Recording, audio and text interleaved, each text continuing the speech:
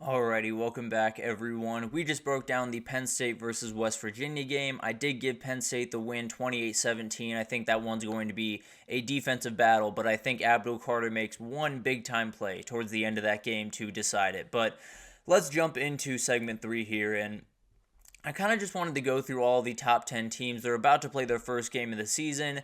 Just what do we need to see from all of these teams in against fairly inferior opponents? What do we need to see to feel confident as they head into the rest of their season? And a couple of them that play really big games in week 2. So let's jump into this real quick and let's start with Ohio State because it's about time. Ohio State has been the team that we've talked about ad nauseum throughout this offseason, and they're about to tee it up. At 3:30 on Saturday, they are teeing it up against Akron. Obviously not the big-time opponent that everyone wants to see against Ohio State in Week 1, but Ohio State favored by 48.5, the over-under at 58.5.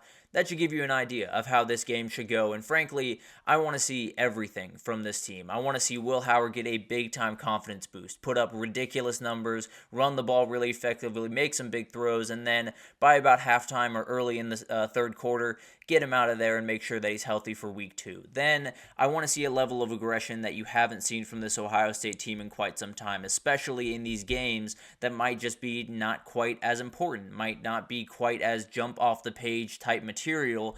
They still have to show that level of intensity. When you look at the elite teams over the last couple of years, Michigan and Georgia, every single game was the same level. Every single game from a defensive and offensive perspective was the same. They were going to run through you. They were going to beat you for 4 hours and then ask for you to quit, and you were going to quit. I promise you that. So that's going to be the goal for this Ohio State team. Make teams quit, and that's what they should be doing on Saturday. So I don't care if it's Akron. I don't care if it's Middle Tennessee State. I don't care if it's every FCS school or a high school.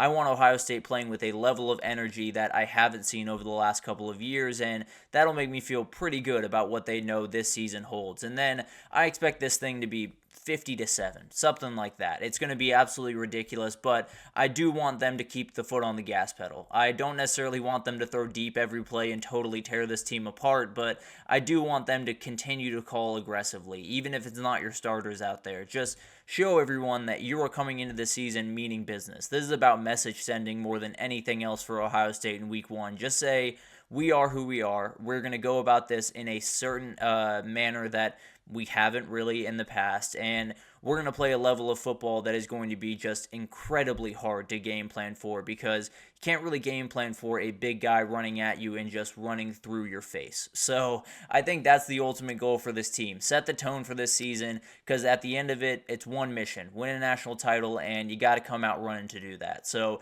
I expect them to totally roll over Akron, but I want to see some nuances in there that make me feel a little bit more confident about just the energy of this team as they head into this year. Moving on to Oregon, they play Idaho, and there are no lines on this game for a reason. This one is an absolute nightmare. Idaho is walking into a buzzsaw, let's just be totally honest. The Vandals are definitely a little bit over their skis here, but I'm sure they'll get a little pretty check at the end of this, so it'll make it all worth it. At the end of the day, what I want to see here is just all these guys ready to roll. You have so many guys being imported through the portal, and you have so many different pieces on offense and defense that you have to make sure are in place. I just want to see them all come together. I want to see Dillon Gabriel be really efficient in this game. Jordan James and Noah Whittington get over 100 yards rushing. I want to see big plays from all the wide receivers that you have out there. And then it's Dante Moore time. And then you allow the backup to get in there, get some reps in case Dillon Gabriel, like he has in the past in his career, goes down with an injury and you have to make a play late in the season. So it's going to be interesting to watch this game. I think the focus for me is largely going to be on the defensive side of the ball. I feel really good about what that offense can do, but the defense largely portaled in guys. And the question isn't that can they make plays against Idaho. I feel very confident that they're going to be able to win this one and not give up a lot of points in the process, but are they playing as 11 people? Are they playing as 11 or are they playing as one 11 guys playing as one is the best way to put this, instead of 11 guys just playing on their own. Because that was a big time problem in the Florida State game where everything just looked like it was one guy trying to make a play, and then the other guy was trying to make an entirely different play. They weren't playing in unison, they weren't playing in sync. That's the thing that you need to figure out on defense, and then get the depth involved very, very early. Because when you talk about this defense, the depth is the big time issue for this team. There's no doubt about that. I think they very much need to build out that depth throughout the next little bit, and the only way really to do that is to make sure these guys get in-game reps. You get Idaho in the first week, it's the perfect time to get in-game reps before Boise State comes to town and starts to really go after you on offense. So it's going to be really interesting to watch this one. I think it's one of those that obviously you will likely skip over because Oregon will be up by a ton, but some of the nuances of that game could show us exactly how far along this Oregon team with a lot of portal pieces are as of right now. Moving on to Texas playing Colorado State, this one's going to be a little bit more fun. The over-under set at 60.5. Texas is favored by 32, so I don't expect necessarily a close game, but I do think this is a perfect opening game for Texas. I think when you look at the past two problems, or the problems from the past year, pass rush and pass defense, period, end of story. Those are the two things that held them back from likely winning a national title, and they both will be tested on Saturday.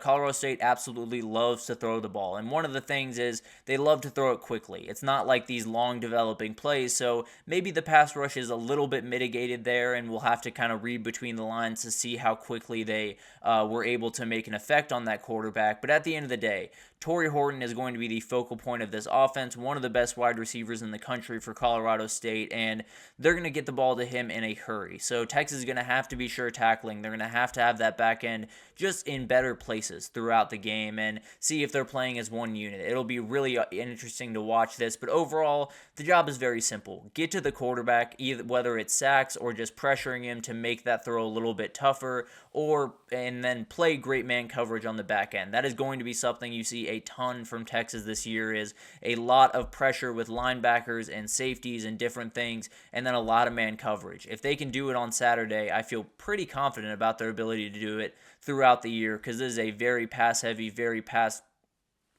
impressive passing team on the other side in Colorado State. And then 3, don't allow the big play. Don't allow Colorado State to get their feet under them, get confident. So keep a cap on everything, kind of like Miami against Florida. Keep everything in front of you. That's the ultimate goal. So we'll figure out, and it's relatively easy against this offense, but just to make sure they don't change this game on a dime, keep everything in front of you. And then in the offense, just let the boys cook. Get everyone involved, spread the ball around, dominate the run game, get Jaden Blue a really, really good day, and make sure that Quinn Ewers is throwing the ball around all over the place. And then at halftime, hit the showers, come back out in street clothes. That's the ultimate goal for this game, and I think at the end of the day, they feel pretty confident in their ability. They have so many different weapons out there, but you want to see pretty much all of them get their hands on the ball and just see what you have if you're Texas going into week 2, which is going to be a doozy up in Ann Arbor. Then we'll get into Alabama, and this one's a little bit interesting to me as well because I think a weakness for Alabama is going to be tested. Alabama's favored by 31.5, 32, depending on where you look right now. Over-under set at 59.5, and TJ Finley is going to be the starting quarterback on the other side of the field, and he has made 2 starts against Alabama throughout his career, I believe, when he was at Auburn for both of them, and took him to 4 overtimes in 2021. Now, the defense had a lot to do with that, no doubt about that, but a very talented kid that knows what it's like to step into that stadium. So it'll be really interesting to see what he can do. I think this is one of those games that Alabama has one glaring problem heading into the season. It's that back-end defense. It's very young, doesn't have the depth that you really want it to have. They're going to be tested. Western Kentucky is going to throw the ball, and they're going to throw the ball a ton all over the field. So guys like Xavier Brown are going to be tested. Jalen Mbakwe, we're going to see a lot of, and I cannot wait to see a lot of. And Xavier Mincy, we're going to see a lot of. So they're going to have to be ready to go. And if they're not ready to go, then maybe we see a couple of cracks that could become huge monumental cracks when they go up to Wisconsin in week 3 or even in week 2 when they head to USF. I believe I saw a stat a couple of days ago. I can't remember where it's from, but it was an incredible stat that said the last 5 head coaches at Alabama in their first year had lost at least 1 game to a group of 5 opponent. So this one could get sketchy. And then they have USF the next week. That one could get sketchy. So just something to keep in mind over the first couple of weeks for Alabama, that maybe they drop one of these. If history tells us anything, they might just drop one of these games that they are not supposed to drop by any means.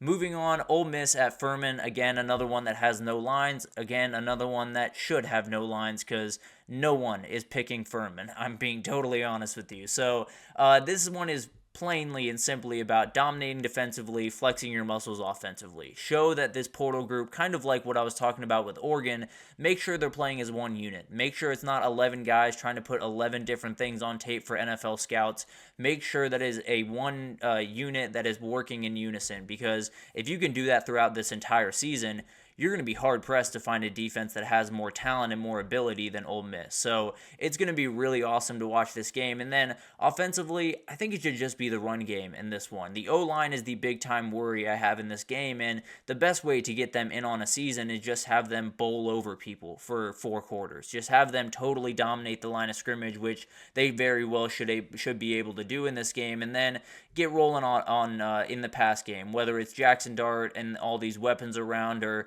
playing around with some different things. At the end of the day, it's likely going to be pretty vanilla in the pass game, but I think the run game, if we see a really dominant force on that offensive line, you feel at least a little bit more confident in what this Ole Miss team can do this upcoming year. And then Michigan has the toughest one. There's no doubt about that. They kick off against Fresno State at Saturday at 7:30 p.m. They are favored by 21 points in this game. 45.5 is the over/under, and this one's going to be really interesting. There's no doubt about that. Michigan coming in being the center of the news cycle with all of the Connor Stallion stuff and everything crazy like that. Also, if you're looking for a review of that documentary, I'm probably not going to give it to you. Maybe I'll give a little mini one tomorrow. I'm kind of sick of talking about it, if I'm being totally honest with you, and I think that documentary was a little ridiculous. But I'll leave it at that for the time being. Maybe I'll give you guys a little bit more tomorrow. But at the end of the day, there are a ton of questions as you head into this season for this team, a ton of changes, and Fresno State has become one of the most consistent products in college football, all the way back to when Jeff Tedford showed up the first time around there. So definitely a huge team, and going to be a little bit of a battle for Michigan. Mikey Keene is the quarterback over there for the Bulldogs, and this guy can definitely cause some problems. He is a pocket passer, which could make things a little bit easier for this Michigan defense, but at the end of the day, it could be a player that you look up around halftime of this game, and Mikey Keene is keeping Fresno State in this game for just a little bit longer than you wanted to.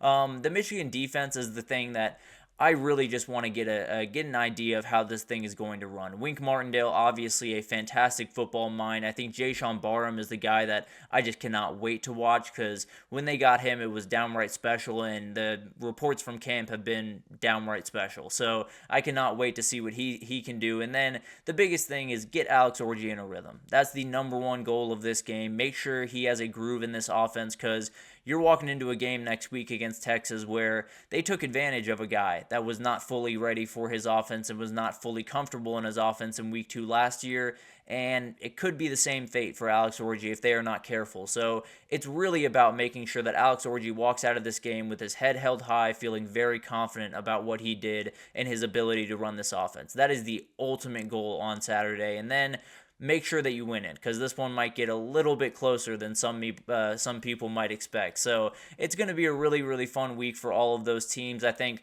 most of them you're likely going to see pretty aggressive score lines, 50-7 or 42-6, or some of those score lines we tend to see in week 1, but doesn't mean we're not going to get a lot out of those games. You want to see a little bit from those top 10 teams just to give you an idea of who they're going to be going forward. Obviously not the end-all be-all by any means, but definitely gives us an idea of just where they're at as of right now and where they could be going forward. So definitely we'll get into that throughout those couple of games early next week. But what I want to get into in the 4th segment is all of the overreactions that are going to happen throughout the first couple of weeks. There are a couple of things that have been introduced to this sport that have caused the first couple of weeks to just be a little bit more chaotic, and then some teams to kind of just round into form. So I want to break down the 6 that I kind of pinpointed, at least most readily pinpointed, and we'll get into that right after this, so stick with us.